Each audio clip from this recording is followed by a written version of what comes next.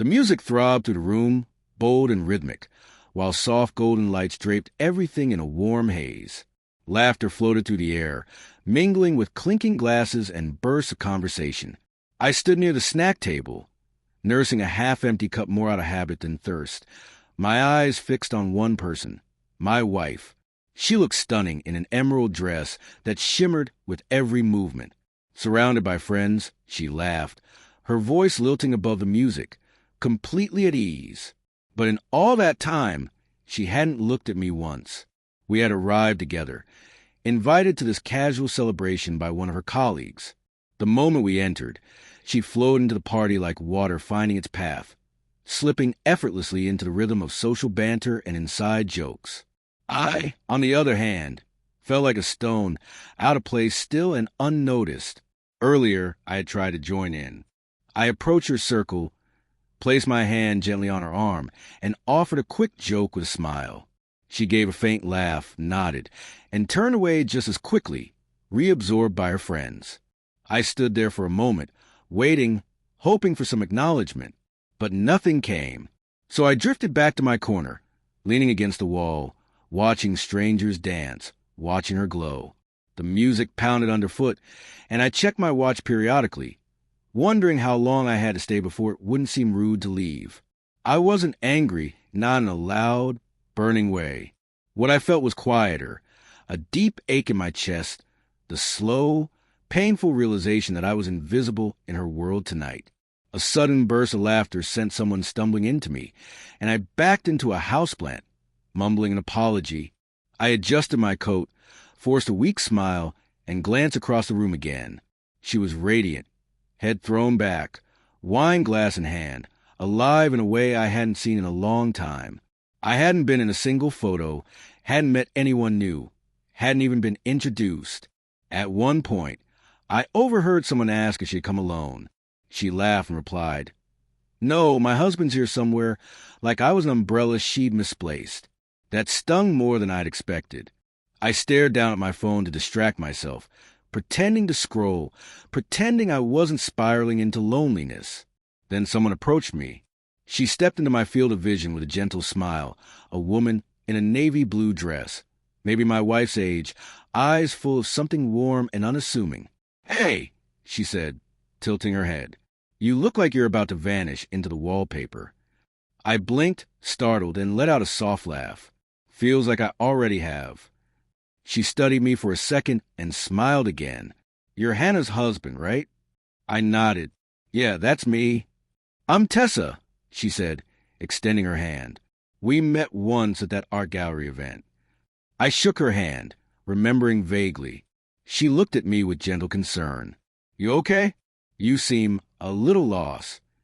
I sighed without meaning to and gave a half shrug. Not really my kind of crowd. She chuckled.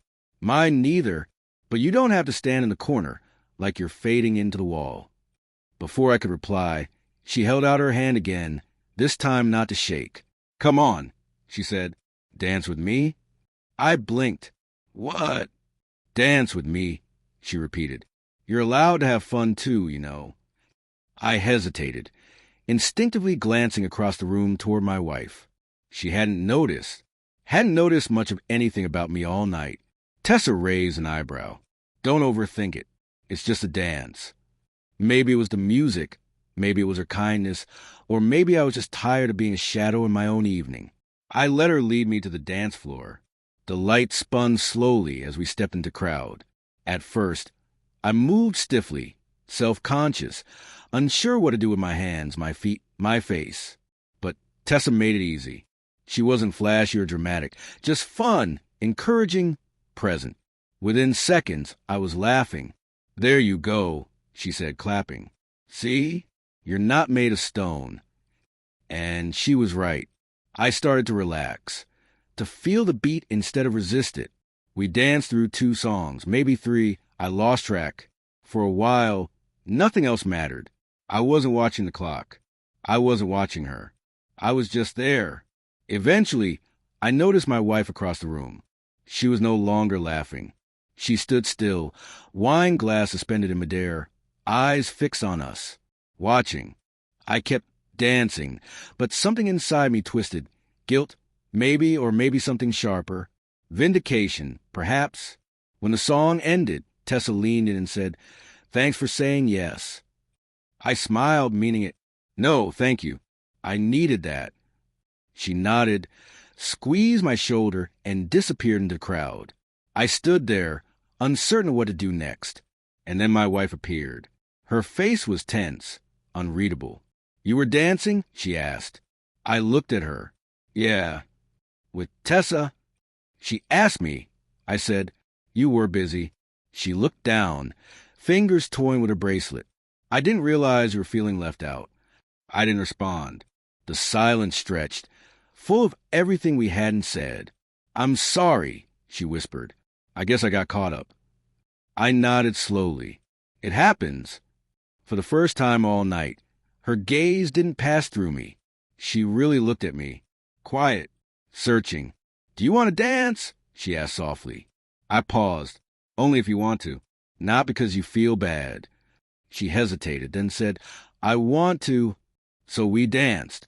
Not wildly, not to be seen. Just slow, quiet movement in a room full of noise. And something shifted, not everything, but something. For that moment, she was with me again.